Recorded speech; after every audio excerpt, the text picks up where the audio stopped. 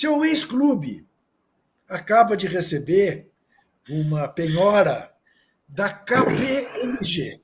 Ocasião, é um negócio absolutamente maluco, bizarro você pensar que o Corinthians contratou uma empresa de consultoria para auxiliá-lo a pagar a dívida e fez uma dívida de 1,5 milhão com essa empresa porque não pagou 2 anos de trabalho dessa empresa. É um negócio nunca visto. É como você está vendo a sua casa ser assaltada, você chama a polícia, quando a polícia chega, você recebe a polícia a bala. Você mesmo dá tiro na polícia.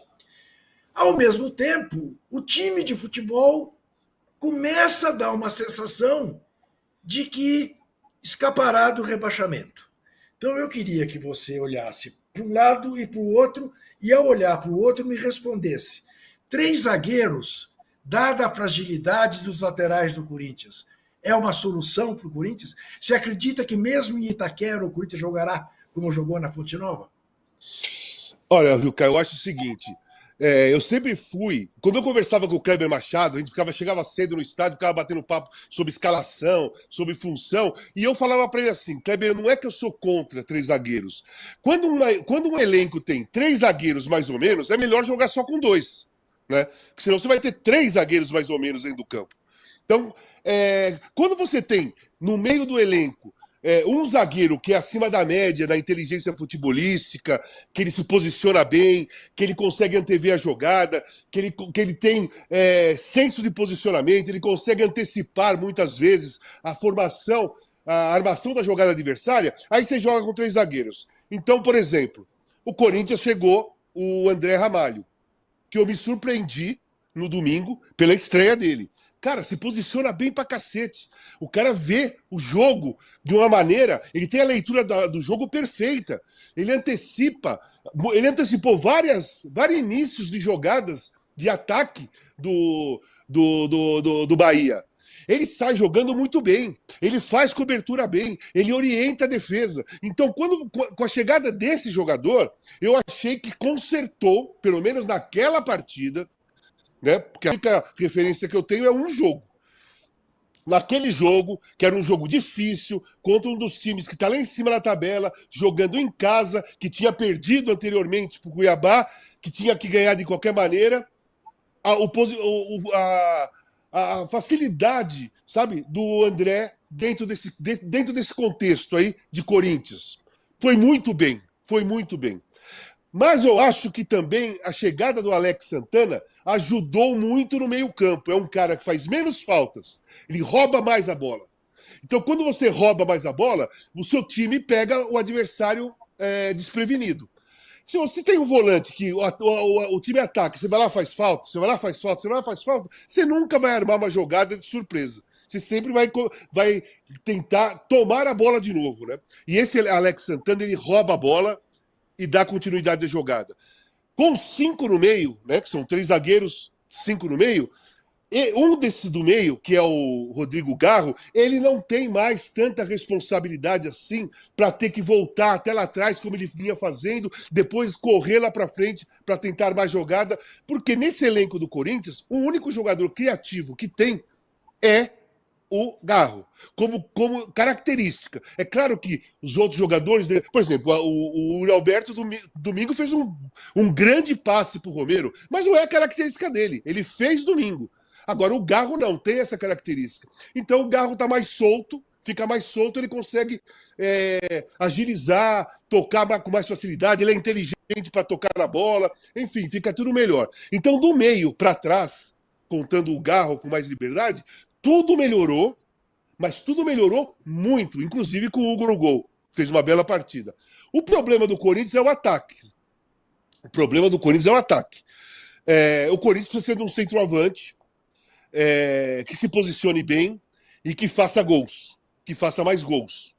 Porque não dá para você disputar um campeonato com um centroavante que na 18ª rodada ele só fez 2, menos de 3 gols.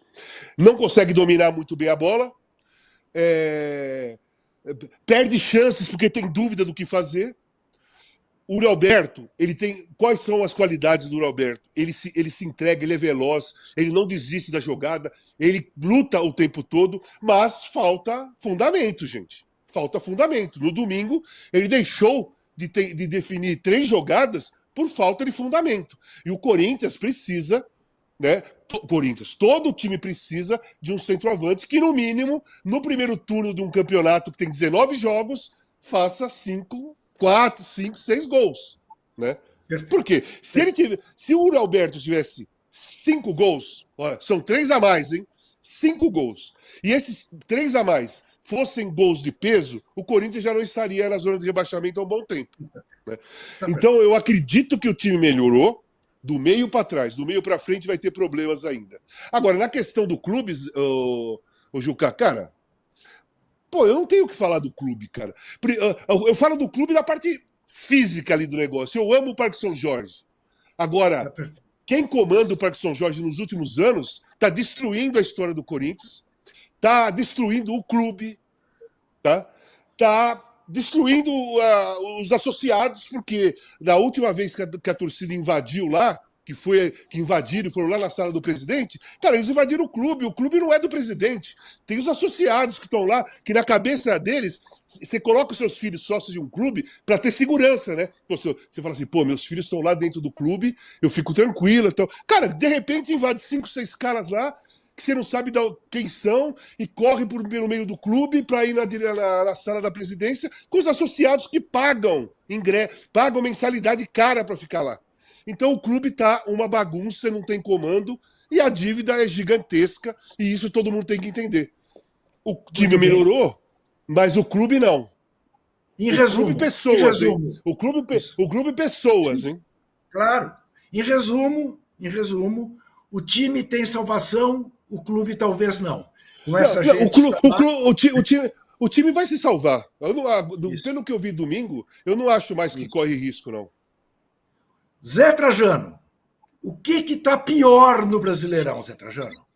Gramados ou arbitragens? Tudo, de modo geral. A arbitragem, você está falando da arbitragem no campo e a arbitragem no VAR, né? Sem dúvida. É o juiz que aparece dentro de campo com o apito na boca e aquele árbitro e os árbitros que estão lá naquela sala do VAR. É uma vergonha. O que está acontecendo? O gramado, então, é um lixo, uma vergonha, é inadmissível que no campeonato do tamanho do Campeonato Brasileiro, né, tenha campos como esse. E a arbitragem ficou é o vício que acontece hoje dos árbitros brasileiros, que ficam na dependência do VAR. Eles já trabalham em tabelinha com o VAR, né? E o VAR em tabelinha ou não com o árbitro. É um desserviço para o futebol. Isso eu até lamento muito, porque nos últimos programas que a gente tem feito lá no Posse de Bola, nós temos perdido mais tempo discutindo a atuação do juiz, do VAR, dos gramados. Outra coisa que a gente podia incluir aí, que não atrapalha o andamento do jogo, mas que é uma coisa desagradável, uma coisa descalabra, né? Que influencia no preparo do time, é o comportamento desses técnicos nas coletivas ou na beira do campo, como o Zubeldia, né? Porque é aquela coisa, ele é assim mesmo, é temperamental, não sei o quê, mas só que ele deixa de comandar o time. Não pode ficar nem no vestiário no dia do jogo. Porque não adianta ele treinar a semana inteira, no dia do jogo ele não pode dar instrução no intervalo do jogo, nem durante o jogo. Não é que durante o jogo não interfira muito, mas no intervalo sim. Então é outra coisa que atrapalha muito. É um problema sério. Eu não sei dizer o que é pior. Se é o gramado, ou se é o juiz, se é o VAR. Não sei. Bota no liquidificador, mistura tudo e dá essa lambança que nós estamos vendo. Ô, Juca, posso falar uma coisinha rápida? O lance é assim, não é só isso. Por exemplo, nós estamos falando do campo, né? O campo. Aquele campo, ele não faz parte do campeonato, porque não tem nenhum time de Brasília jogando o campeonato. O campo Maré Garrincha, ele não faz parte do campeonato. Estão levando jogos para lá. E isso tinha parado de acontecer, parece que tinha sido proibido e voltou a acontecer. Isso desequilibra o campeonato. Por exemplo, Juventude e São Paulo jogaram em Brasília, certo? Foi 0-0, jogaram em Brasília. Mas Juventude e Flamengo jogaram em Caxias do Sul. E o Juventude ganhou do Flamengo. E o Flamengo, São Paulo, eles fazem parte do mesmo bloco, da mesma disputa lá em cima. Então você não pode um time enfrentar Tá certo, sim. um time que está disputando o título na sua casa, que é difícil de jogar, temperatura baixa, né, torcida em cima, e levar o outro jogo para o concorrente para um campo que ele não tem torcida nenhuma. O adversário é que tem. A isonomia não é justo isso.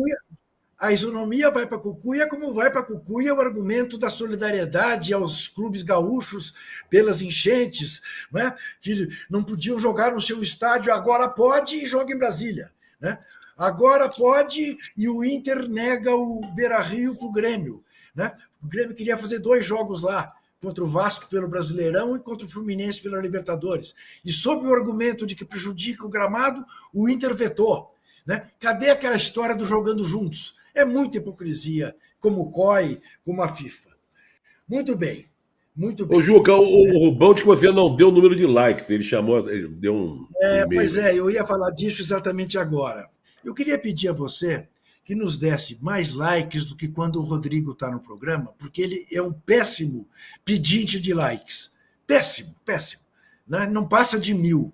Então vamos estabelecer uma meta modesta, 1.500 likes, só para quando o Rodriguinho, o Marrinha, vira o programa, ele se dá conta de como ele é incompetente. Ele não tem nem o símbolo do joinha, como nós temos aqui.